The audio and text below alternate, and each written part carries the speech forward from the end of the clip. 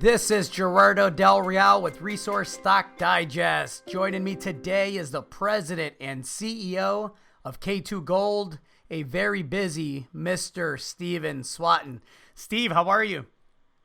I'm good, thanks, Gerardo. Yeah, just quarantining here in Canada, having just got back from California, but everything went well down there.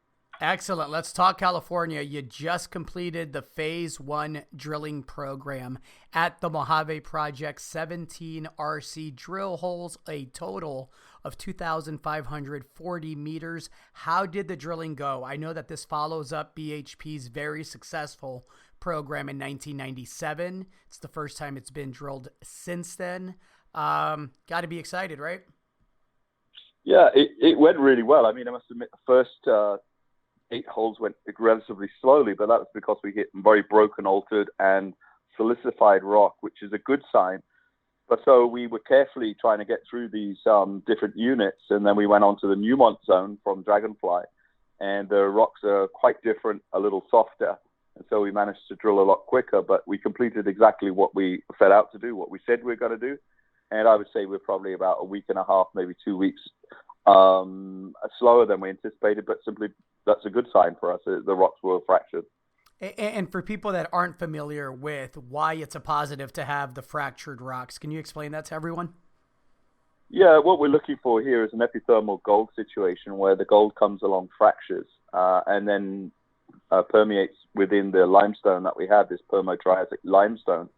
And where the actual break occurs, they have difficulty drilling simply because they have voids. In other words, holes in the rock, and they have to be really careful with how they drill, or else they start losing the casing down the hole. So they have to be extremely careful. So sometimes, for example, we had a maximum of 250 foot per shift, but when they're going through this fractured rock, they could only do about 30 foot per shift. So they're just being super careful that they don't lose their drilling equipment and we don't lose the sample.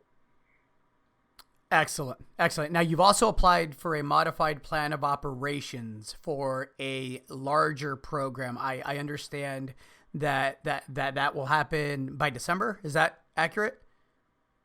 Yes, I'm just going through the final draft right now, and it will be submitted within a couple of weeks.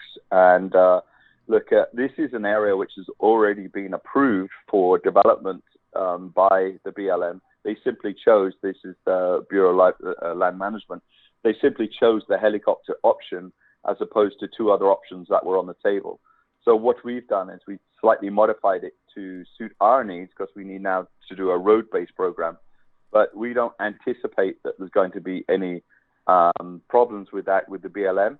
And we have to then go to public review, comment, that's right, and then we'll receive a positive or alternative recommendation. Excellent. Assays, I understand, are anticipated within 4 weeks, so maybe an early Christmas present?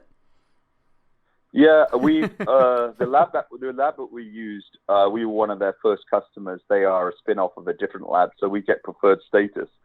And we're hoping that our samples will be pushed through a little quicker than maybe some of the others that were in front of us. Well, that's a luxury in this market. As you know, the labs everywhere, it seems like, are backed up, and so that would be beneficial to shareholders. You also sampled a new large regional gold target. Let's talk about that.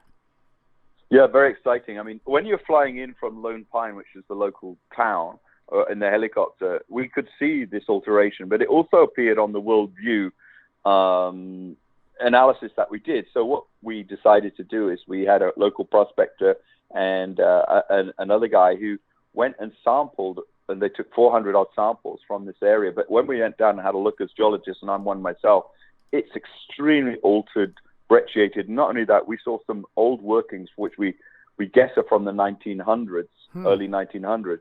And that gives us encouragement that there must be something up there. But certainly the rocks look like the right makeup. A lot to like. I'm looking forward and speaking with you in the next 3 to 4 weeks, hopefully talking about, positive assays and new discoveries and extensions of existing ones. Anything else to add to that, Stephen?